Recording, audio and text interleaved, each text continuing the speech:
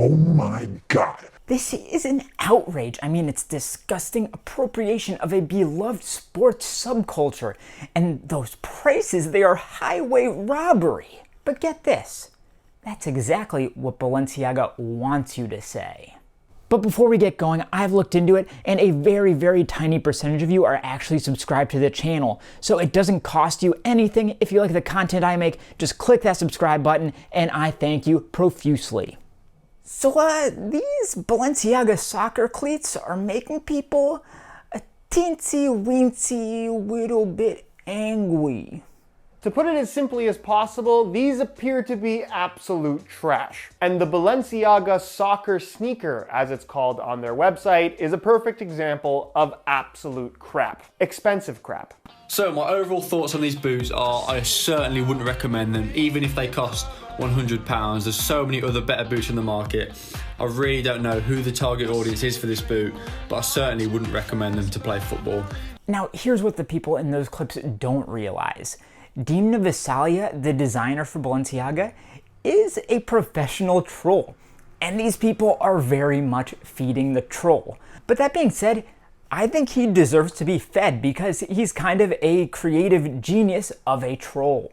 And this is far, far, far from the first time that he has trolled everybody with a new Balenciaga release. I mean, I don't know if you remember, but they released essentially just a shopping bag that cost $1,200, and everyone freaked out about it back then, and this is just a repeat of that. And this also isn't the first time that they've made footwear that is inspired by sporting footwear. I mean, previously they did the Zen sneaker, which was a take on a Taekwondo shoe. Those only cost $600 as opposed to $725 for the football cleats, but the difference there is that those were made of lowly faux leather, so it just wasn't as expensive to make, I think. So all of that is to say that this is the reaction that Dimna wanted.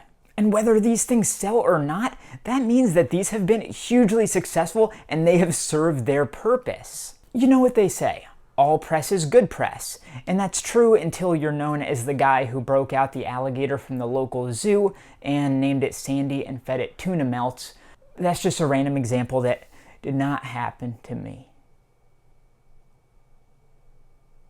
So these things, they cost $725. They are leather, soccer cleat, football cleat inspired shoes. I'm going to switch back and forth between soccer and football here because I'm American but also worldly, so I'm going to just combine the two for you. And get this, the Balenciaga speed trainers, these go for $800 and they're made of just a knit upper, so they're even cheaper in the long run, I'd say. And then when you consider the average price for other luxury brand shoes, the prices on these football sneakers really aren't that crazy, especially for leather ones. Like, it's very much in line with the cost for your normal luxury leather shoes, even though, yeah, that is a crazy price no matter who it is, no matter what it's made of. I get it. So in the end, that $725, yeah, it's insane, but what it really comes down to is the fact that it's made out of leather and it's made in Italy. Now, does that account for the entire $725 asking price? Absolutely not. I mean, I don't know anything about manufacturing, but I can't see how even with the fine materials and being made in the best factories that a pair of these could cost more than a couple $100s to make. So the rest of that price is really just the luxury tax. But that is nothing new. That's something that we've been talking about and the average person has been complaining about for decades and decades. But I totally understand why people are hating on these. Like, it makes perfect sense. People really don't like it when outsiders come into their niche space. And despite how incredibly popular soccer is worldwide, it is its own subculture that definitely feels kind of weird when somebody who isn't a part of it comes in and tries to be part of it or make something inspired by it. It's just kind of weird and they often get it wrong. I understand that.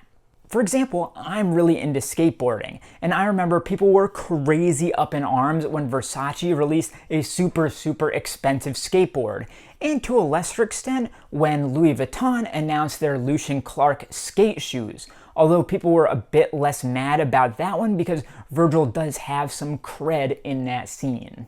The most important thing for people to keep in mind, though, is that these things are absolutely not meant for active use. Like, no one is expecting anybody to skate that Versace board. We all know it's just gonna end up on people's walls as an art piece. No one's doing taekwondo in the Balenciaga Zen sneakers. And no one expects your average footballer to hit the pitch in these. It's insane. They clearly will not be as good as your average football cleat, and the price makes them absolutely not sustainable as a piece of footwear to buy for active use. It's just crazy. No one expects you to do that.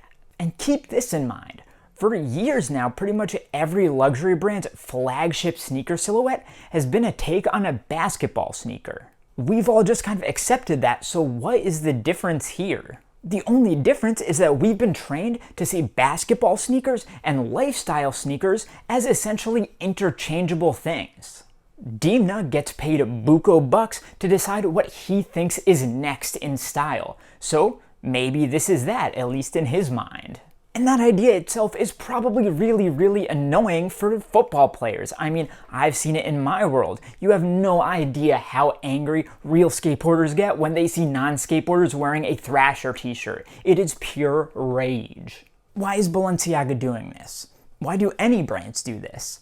Well, they often feel like they need that veneer of authenticity. Moncler is ostensibly like a ski brand, but you're way more likely to see somebody at the club OD'd on Molly decked out in Moncler than you are to see them in the Winter X Games wearing it. Off-White started an entire activewear subline, but we all know that is way more for the hypebeasts than it is for the Olympic runners.